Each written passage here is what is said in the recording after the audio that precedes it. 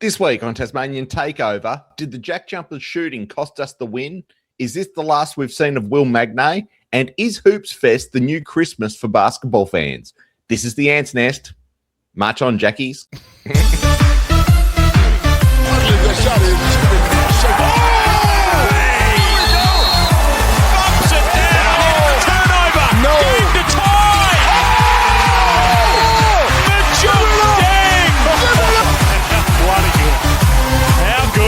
These JackJumpers, they just never say die. What is up? This is the Ants Nest by your boys at Tasmanian Takeover. Birdo on the mic, JD on the mic, and we have Fred back on the mic. I'm going to ask the question live on air. Do you want Fred or do you want Daniel? Oh, God, don't call me Daniel. Sounds like I'm in trouble, dude. Fair enough. We actually need to give you a proper... I don't know. If my daughter turned around to me and goes, so who's Fred? I said, well, that's Daniel. Is his name Fred or Daniel? And so I was sitting there explaining how sometimes you come up with nicknames that's just a completely different name. We knew a guy back years ago. His name was Craig, but everyone called him Doug. And I did not know him as anything else other than Doug. And one day someone referred to him as Craig. And I'm like, who the hell's Craig? And they go, Craig, Dougie. I went, well, how the hell do we call him Doug? He goes, because it looks like Doug Funny from that cartoon. Oh, yeah. Big nose, wispy hair. Yeah, that's it. That's the one. So Kind of sounds like me, actually. Call me Doug. Oh, no, we're going to start calling him Doug. Anyway, we're off to a cracking start, unlike our JackJumpers, who unfortunately Hoopfest has not been overly fruitful for us so far, but we will get into all of that. Boys, how are we both? Living the dream. Well, you're definitely I'm very good at the moment. You want to share your good news or what? No, we'll keep that under wraps. Good on you.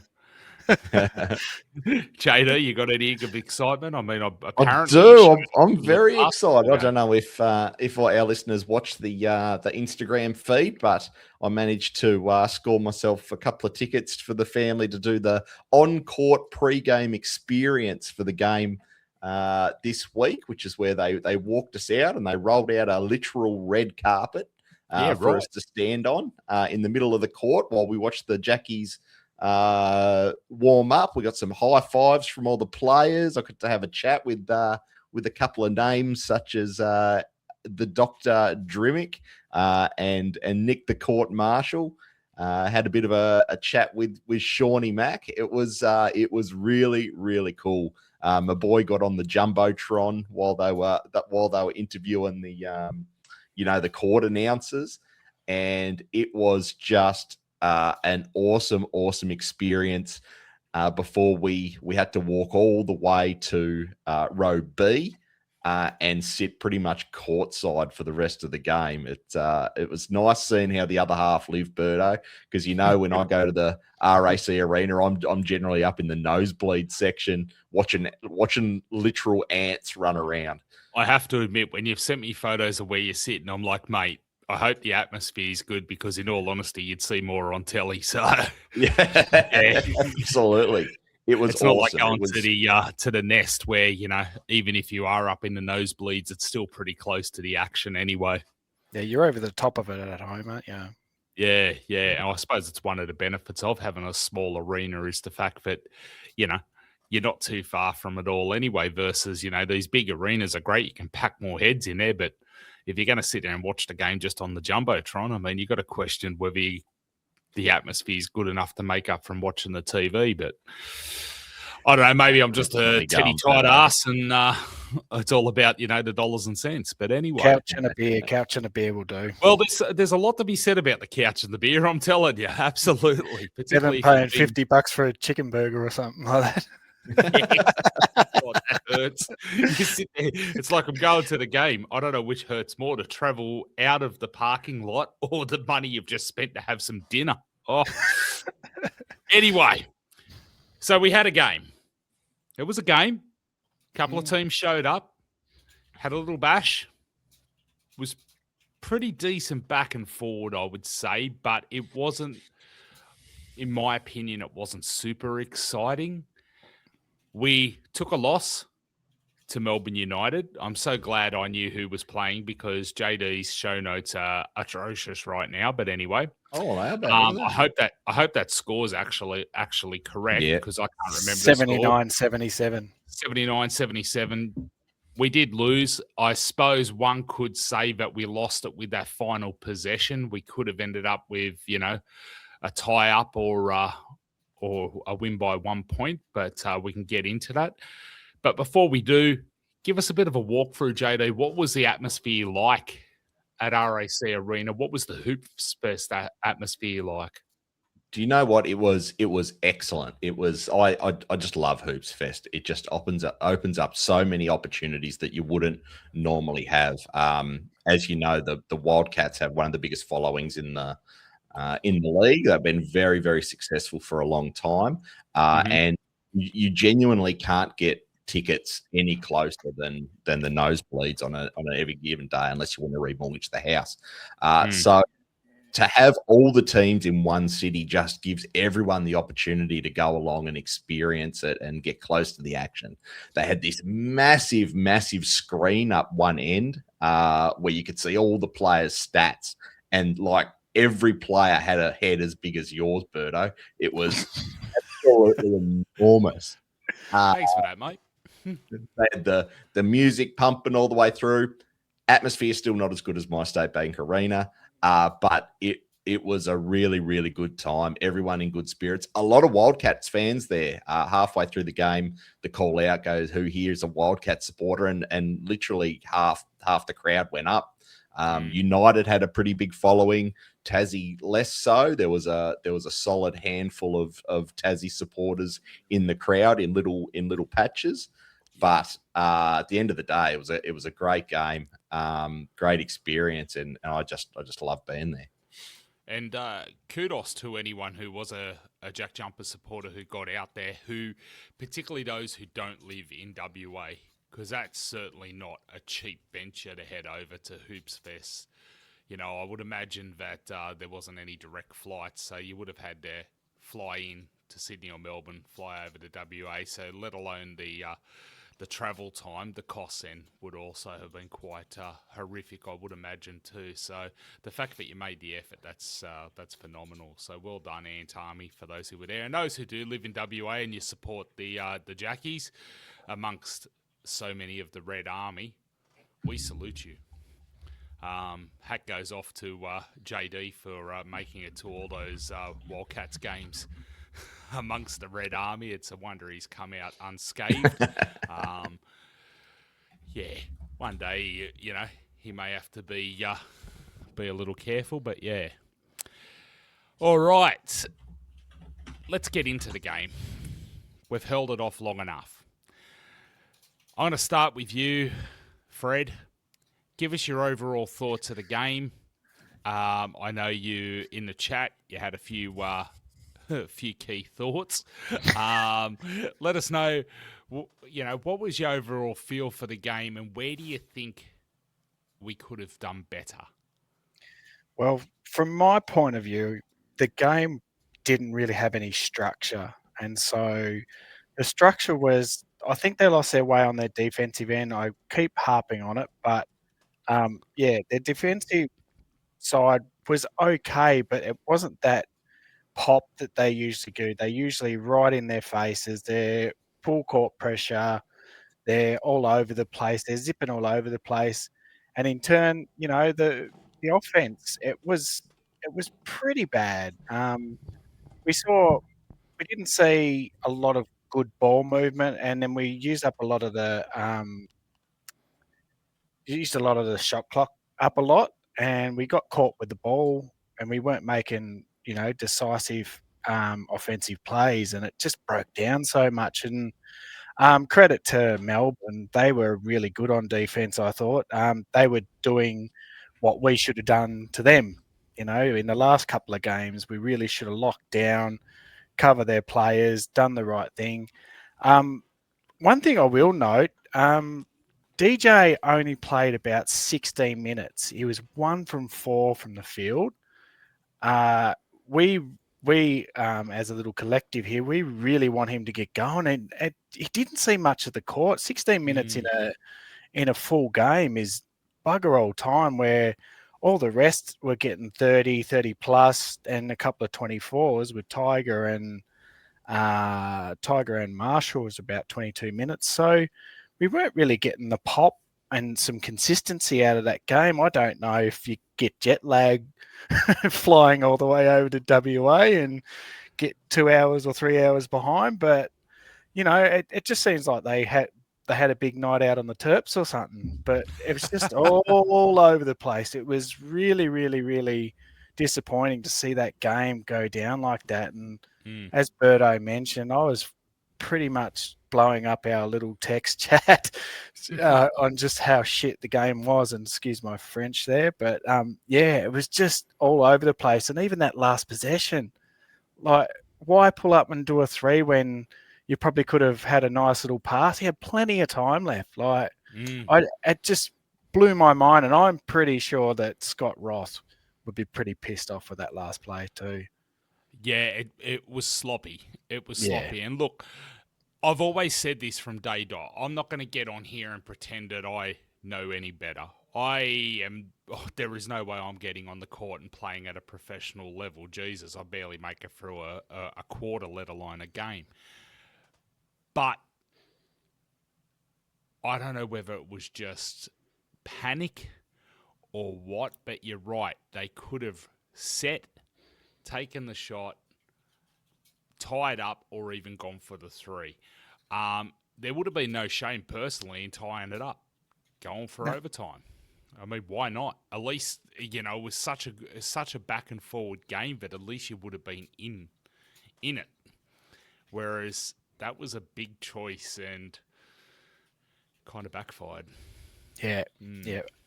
Their centre, I keep forgetting his name. Edwards. Edwards.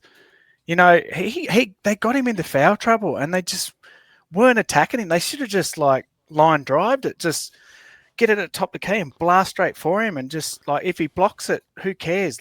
Try and draw them fouls, get him out of the game. He made the difference for them in the end. He was too big. When Will went off and then went off with his injury, which we'll probably touch on a bit later. Yep. It just completely changed the game. He was just too big and too strong, and he made the difference. He really did play a good game, and kudos to him. And you make a good point, and I think that's even something, I could be wrong, but I'm sure I heard that through the commentators. But they were saying they're surprised they're not sitting there attacking him a little bit more. He's already in foul trouble. Sit there and take full advantage of it. I mean, it's like anything. If there's a weak spot, exploit it. And yeah, you're absolutely right. In losing Will, which we'll throw to you in a moment, JD, and you can give us a bit of a rundown because you've been able to see it firsthand. Try not to make us cry. But it made the difference so much not having Will on there to sit there and help us out in those final few moments. JD, let's cut to the chase. What did it look like, and what are your thoughts early on? Yeah, it was really interesting.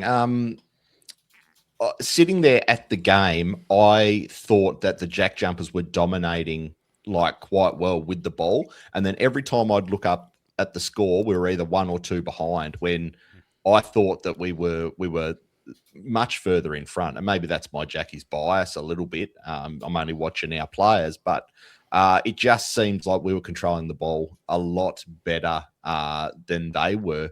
But we just weren't hitting our shots. We were 5 from 25 at the 3-point line, which is it's 20%, which is it's just not good enough. Bad shooting's bad basketball. 1 for 16 at one stage too, JD. I think 1 for 16 were they? Yeah, I think it was about that. Yeah, 1 for 16 from the threes. I think by halfway through the second.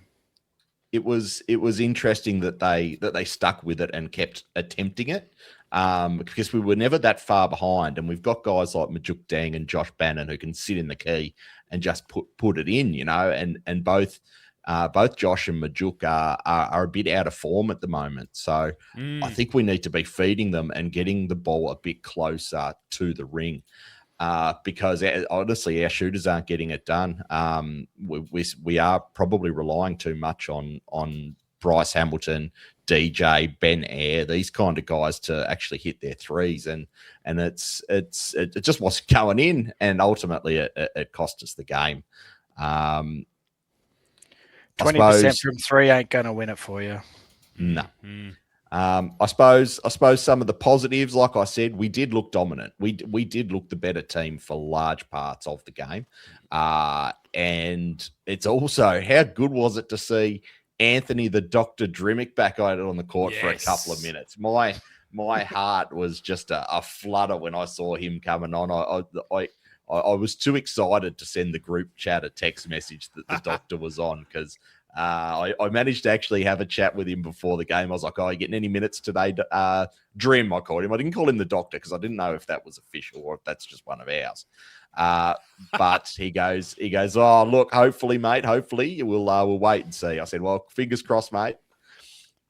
And I'll tell you what, and he did. I was super excited because I walked in a little bit late on the game, and when I looked up at the screen and I saw Dream on there, I was like, "Oh yes, he's back, baby, So he's back." So good. All right, so let's get to it. How bad did the injury look? Well, it if we start our play, he was actually, I've got him, Will Magnay, as our player of the match. He was very, very good. Saying that, he did have trouble staying on his feet for large parts of the game. And there's even a video I took of the missus saying, is there any chance Magnay could stay standing up? Because he was going to court a lot this game. In those final few minutes, his head dropped and he went off the court very, very slowly and very, very ginger. I think this is going to be a pretty significant injury to the big guy. And it's another foot issue, like he's had issues with in the past, which is just heartbreaking because he's been so dominant for such a large part of the year. We thought he'd gotten on top of all these injury issues. But yeah, I've got really bad fears, and I think the scans will come back in maybe tomorrow or today as you're listening to this, and we'll find out just how bad it is. Yeah. And look, fingers crossed it's nothing. The unfortunate part of a man of his size is foot injuries are part and parcel, I guess. I mean, wasn't it Shaq who was continually out with foot injuries and all that, particularly in the later part of his career? And I mean, just that much man going up and down and playing the way they do, it's inevitable. But we need Big Will. We know the team can play without him. But as we come into this final stretch, we're going to need him. I mean, what have we got? 6 games left in the regular season. And we pretty well need to just stay ahead of New Zealand to go into play-ins. But the run... I'm trying to sound positive here, but the run... I mean, there was a time a couple of weeks back where I would have laughed and gone, yeah, the run, that's cute. Next, hold my beer. But right now, we're just a little wobbly, and without Will... I hope this is just that. It's just a wobble. All right. Well, let's get it back to the positive. So, JD's been cooking up another bloody nickname again. JD, would you like to talk about your new nickname for Nick Marshall? Oh, look, while we're on the subject of player of the matches, no one's going to talk about it. No one's going to be raving about this, but our man, the cotton stopper, Nick Marshall, had another phenomenal game. If you look at some of these highlights on YouTube, there were sections of the game where he was dominant. Saying that, he only got the 11 points, but he kept Chris Goulding to just 9 points. He had 3 3-pointers, and that was all he did for the game. I'm calling him the Goulding Grappler because Chris Goulding was nowhere to be seen. Here you go. Have a look at this block. Bang. Clean as you like. Nick Marshall's quickly becoming my favourite player, I think, and I promise I'm not going to bring him up every single week. But when he has these games, have a look at Chris Goulding's face in this. Oh, highlight. yeah. Oh, don't you love to see that? He was having a massive sook. Look at him, bloody. It was so good to see. It was so good to see. It's funny when we're going for the Boomers and CG's on the Boomers. I'm all for him. I'm like, yeah, go CG, kick some ass, da da da da da. But when he's playing against us, Sookie boy, nothing wrong with us. Needs a bit of a Sookie burger, I reckon. Oh, absolutely, absolutely. All right, Fred. Anything else you want to cover off from this game? Yeah, I think. Looking at the minutes was very interesting. Like I said, there's 1, 2, 3, 4 of them in. Sorry, 3 of them in 30 minutes plus, and you got 1, 2, 3, 4 in 20 minutes. And DJ only had 16 minutes. Majuk had 17 minutes. So I think because DJ, he's like a shooting guard, sort of small forward player, you would think his minutes would be split pretty well between Hamilton and Marshall. But I think they've just got to get him out there. I really do. I think they've just got to get the reps into him. For a game like that for him, it's not going to do his confidence any good. And I'm a big fan of the analytics side of the stats. He was a -2, so that kind of means that he was a negative to the game. So if anyone looks at the box score, scroll across and there's like a plus and a negative. A -2, that means he's a negative on the game. Like Majuk was -5, Ben Eyre was -7, Hamilton -7, and Will Magnay was actually -7 as well. So it makes it very interesting. It comes off. They look at all these angles and all these stats and that. Like we could look at someone's efficiency and they could be, 10 of 12, but yet they could be still in the minus because of the negative impact they have on the defense. So I think that kind of shows why like our defense was working in the negative this time around. So there was only like a handful of players with positive numbers, which was Marshall, your guy, JD, and that proves he did actually play a good game. Bannon, I reckon he actually played really well. And Tiger Campbell, even though he had a quiet game, he was still positive with the ball. It goes off his defense. It goes off how he's using the ball as well. So he wasn't as bad as what, some of the other players, not as bad, sorry, not as negative as what the other players' numbers would suggest. So, yeah, give it a look and look into the analytics side of the game, and you'll be very surprised, and you'll be like, "Oh, I kind of see that now." So, yeah, I'm going to put it out there. Do you reckon we might have had a bit of sickness running through the joint? What, hungover? I highly doubt they were hungover, but no, I was joking. I'm just thinking, like, you're right. DJ saw limited minutes, which seemed a little odd. There were some performances there that just seemed a little bit flat. And when you compare that to our performances when we've been on the road previously, I'm wondering if we're managing. And this is the thing, like, the team doesn't actively come out and go, oh, yeah, we're all crook as dogs. No. You only usually find out about it if something's gotten out and it's on, been said on commentary or whatever else. So I'm wondering if there's a little bit like that. And then I'm also thinking about what you said, JD, with Will was barely on his feet. Was he maybe sitting there? Was he nursing a head cold? I mean, a bloody head cold will knock you around to the point that, jumping up and landing down. Make you a bit fuzzy, yeah. Exactly. I'm just thinking outside the square, There was large breaks in play as well with the towel boys and towel girls on the court mopping the court down. It was the third game that they'd played on RAC Arena that day. There was a WNBL game and there was a Right. Taipans New Zealand game. So I think, especially early in the game, there was large breaks in play, mopping up sweat, whether that was from our game or from previous games. There was a little bit of concern around that, so it may explain why some of the players were going down a bit more than usual. Might have had to be a little more prepared for almost like court transition, if you will, or whatever else. Yeah? A bit like when you've got a UFC fight, you've got to change the mat when there's too much blood on it. Yeah. I can't remember, but someone did take a big slip and fall. Like it was up at, like it was near the halfway line. I can't remember what it was, and I was like, "Oh, geez, they got to look at that."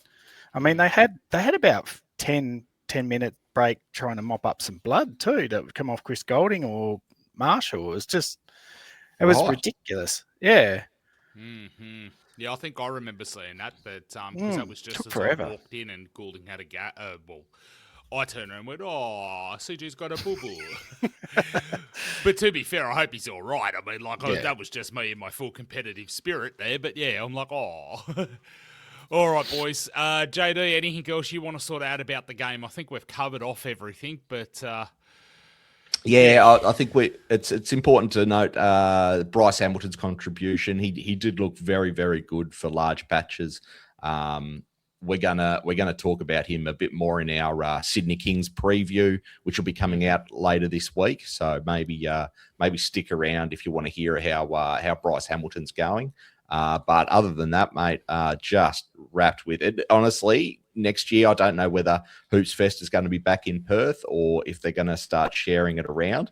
But I highly recommend it to anyone. Get along and watch a couple of games because they do it very, very well. They have the big WWE style platform where they all come out and they all look like the Undertaker coming down the steps, and it's that's my WWE knowledge. I'm sorry, Birdo. I know you're a big fan, but I know The Rock and I know the Undertaker, and that's about it. Oh, it's a great thing. You don't even know Stone Cold, mate. Why are we friends?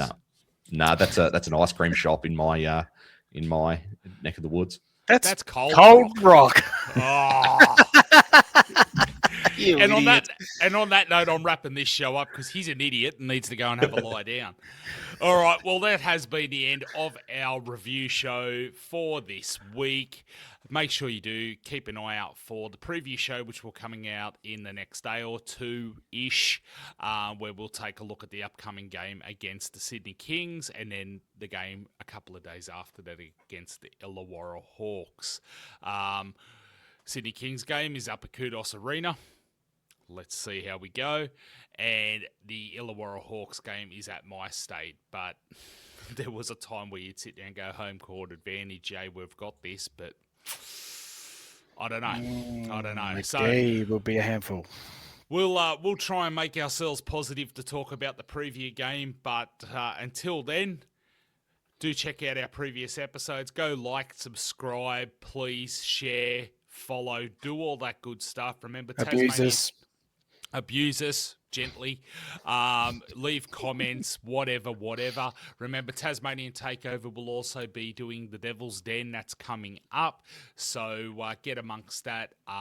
These two gentlemen will be taking on the Devil's Den, and you get to hear their dulcet tones on yet another program. I think that's about it. March on, Jackies.